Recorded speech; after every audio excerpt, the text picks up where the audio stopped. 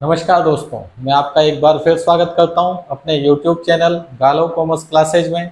आप गालो commerce classes की क्लास 12 अकाउंटेंसी की क्लास पढ़ रहे हैं, जिसमें हमारा टॉपिक कंपनी चल रहा है।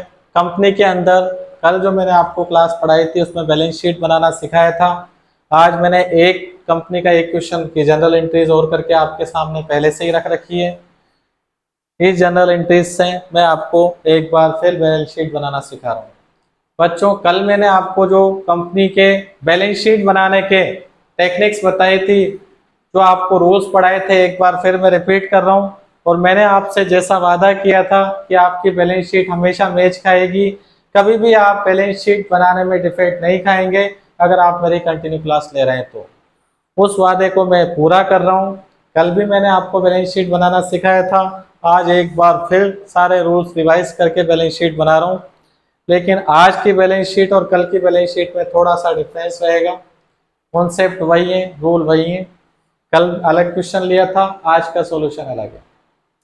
तो हम स्टार्ट करते हैं, एक बार फिर रूल्स को रिवाइज कर लेते हैं। मैंने आपको सबसे पहला रूल पढ़ाया था, जिस अकाउंट का डेबिट बैलेंस ज्यादा होगा उसे आप एसेट्स में लिखेंगे।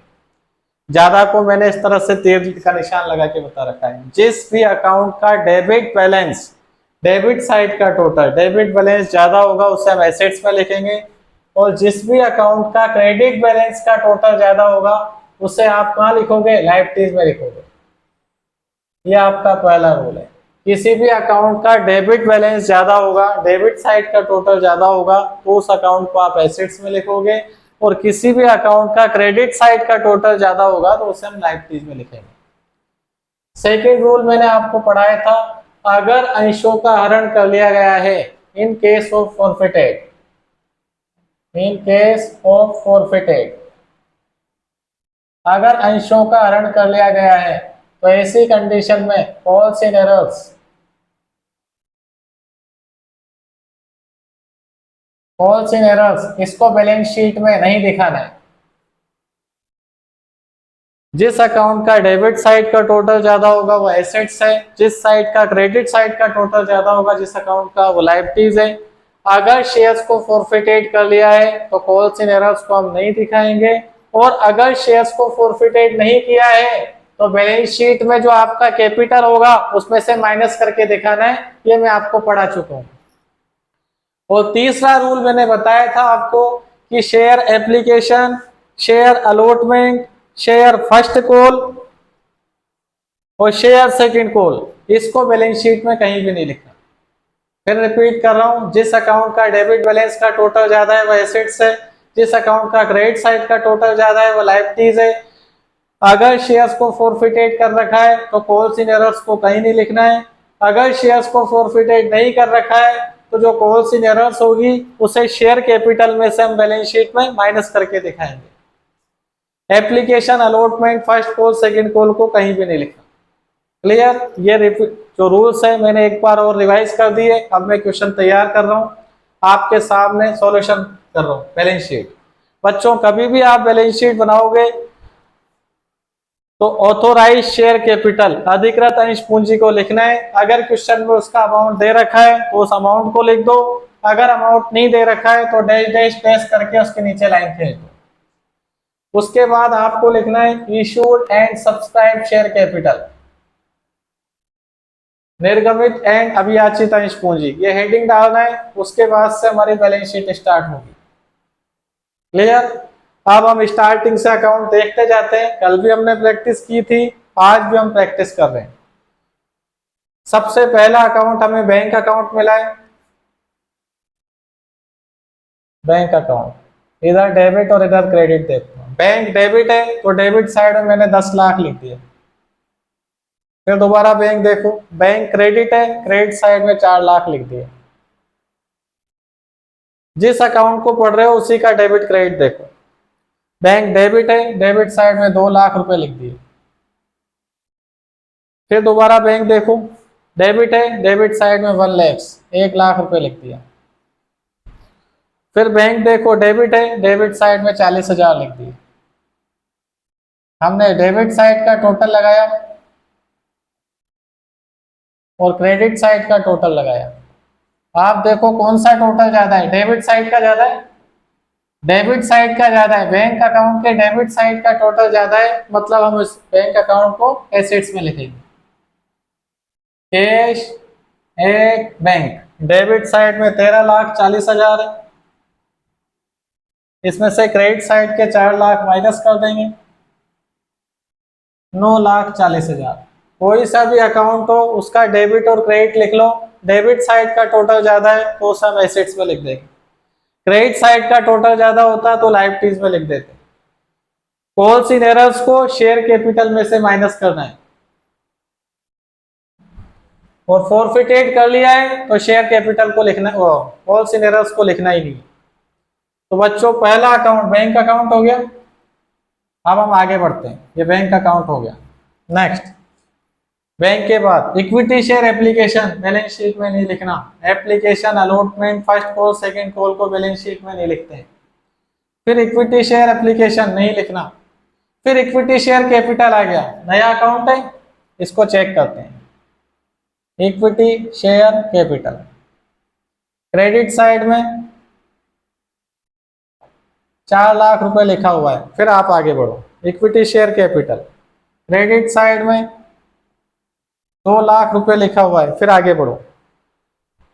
Equity share capital credit side में 3 लाख रुपए लिखा हुआ है, फिर आगे बढ़ो। Equity share capital credit side में 1 लाख लिखा हुआ है, फिर आगे बढ़ो। अब कहीं भी इक्विटी शेयर कैपिटल नहीं है, तो इस अकाउंट में डेबिट साइड का टोटल 0 और क्रेडिट साइड का टोटल हमारे पास 10 लाख आ रहा है। क्लियर? तो क्रेडिट साइड का ही टोटल ज्यादा है तो हम बैलेंस शीट में लायबिलिटी साइड में लिख देंगे। Equity share capital 10 lakh minus 0, 10 lakh. ये आपका सेकेंड अकाउंट हो गया। फिर आगे बढ़ते हैं। बैंक हो गया, एप्लीकेशन आता ही नहीं है। इक्विटी शेयर कैपिटल हो गया, बैंक हो गया, अलॉटमेंट कहीं लिखना ही नहीं है बैलेंस शीट में, एडवांस है ही नहीं, अलॉटमेंट कहीं नहीं लिखना, इक्विटी शेयर कैपिटल लिख दिया। अब सिक्योरिटीज प्रीमियम आई, क्या आइए बच्चों? Securities premium.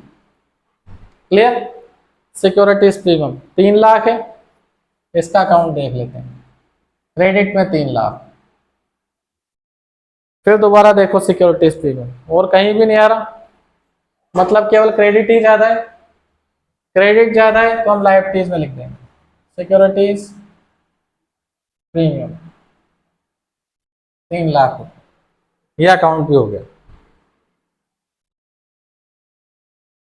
फिर आगे बढ़ो। बैंक हो गया, एप्लीकेशन आता ही नहीं है, कैपिटल हो गया, बैंक हो गया, अलॉटमेंट कहीं नहीं लिखना, एडवांस नहीं है, अलॉटमेंट नहीं लिखते हैं, कैपिटल हो गया, प्रीमियम हो गया, बैंक हो गया। अब कॉल्स इन एरर्स, तो कॉल्स इन एरर्स के लिए मैंने कहा था कि अगर फोरफिटेड कर रखे हैं शेयर तब तो आप कॉल्स इन एरर्स को कहीं नहीं लिखेंगे। आप इस क्वेश्चन में देखो शेयर्स को फोरफिटेड नहीं किया है, हरण नहीं किया गया है।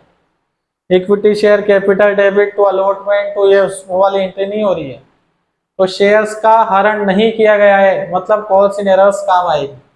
तो कॉल्स इन एरर्स देखो 1 लाख रुपए डेबिट है और 2 लाख रुपए डेबिट है, ओवरऑल टोटल 3 लाख रुपए डेबिट हो रही है, कॉल्स इन एरर्स डेबिट हो रही है। और मैंने कॉल्स इन एरर्स के लिए कहा था कि अगर फोरफिटेड कर ले तब तो हम नहीं लिखेंगे, और अगर फोरफिटेड नहीं किया गया है तो आप क्या करेंगे?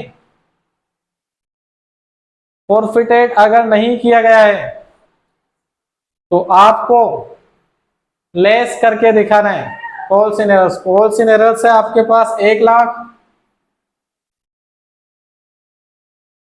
2 लाख और 60,000, 3,60,000 कॉल्स इन एरर्स है।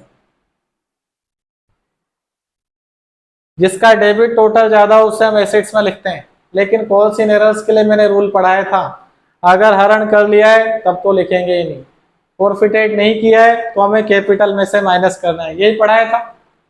इसका डेबिट साइड का टोटल 3,60,000 है, तो इसे हम माइनस करेंगे, कॉल्स इन एरर्स 3,60,000 को माइनस कर देंगे, 6,40,000 आ जाएगा। फॉरफिटेड कर ले तो कॉल्स इन एरर्स को कहीं नहीं लिखना, फॉरफिटेड नहीं किया है तो शेयर कैपिटल में से माइनस करके लिखना है, यही मैंने आपको पढ़ाया था। हो गया कॉल्स इन एरर्स, फिर आगे बढ़ो।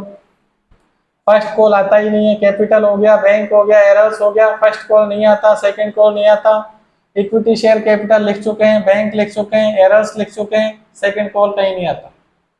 सारे account cover, application allotment first call second call को कहीं नहीं लिखते।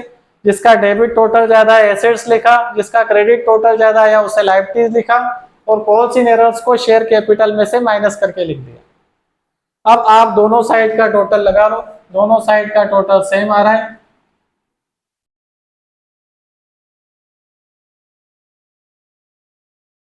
गालव जी का जादू चल गया है।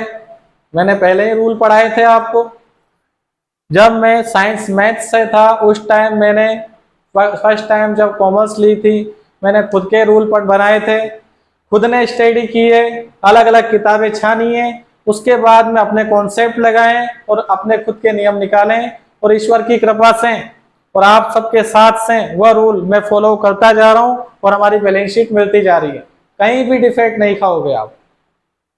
बच्चों आज की क्लास को हम यहीं कंप्लीट कर रहे हैं। कंपनी के जो इम्पोर्टेंट ऑब्जेक्टिव टाइप्स क्वेश्चन आ जाते हैं उनको हम नेक्स्ट क्लास में डिस्कस करेंगे, छोटे छोटे क्वेश्चन। उसके बाद मैं आपको एक बार प्रोराटा टेबल बना के बताऊंगा, उसके भी क्वेश्चन होते हैं, ओवर सबट्रैक्शन का एक स्पेशल पार्ट है प्रोराटा टेबल, वो भी पढ़ाऊंगा। बच्चों आज की क्लास को हम यहीं कंप्लीट कर रहे हैं। आप मुझे विश्वास है कि आपको बैलेंस शीट बनाना आ गया होगा, आप प्रैक्टिस करें, नहीं आए तो मेरे व्हाट्सअप नंबर मैंने आपको पहले भी बताए थे, अभी फिर बता रहा हूँ, 9829253705। इस पर आप मुझे व्हाट्सअप करके अपनी प्रॉब्लम शेयर कर सकते हैं, मैं आपको आपकी प्रॉब्लम का सॉल्यूशन जरूर दूंगा। ठीक है बच्चों, कल नेक्स्ट क्लास में फिर मिलेंगे, तब तक के लिए जय हिंद जय भारत।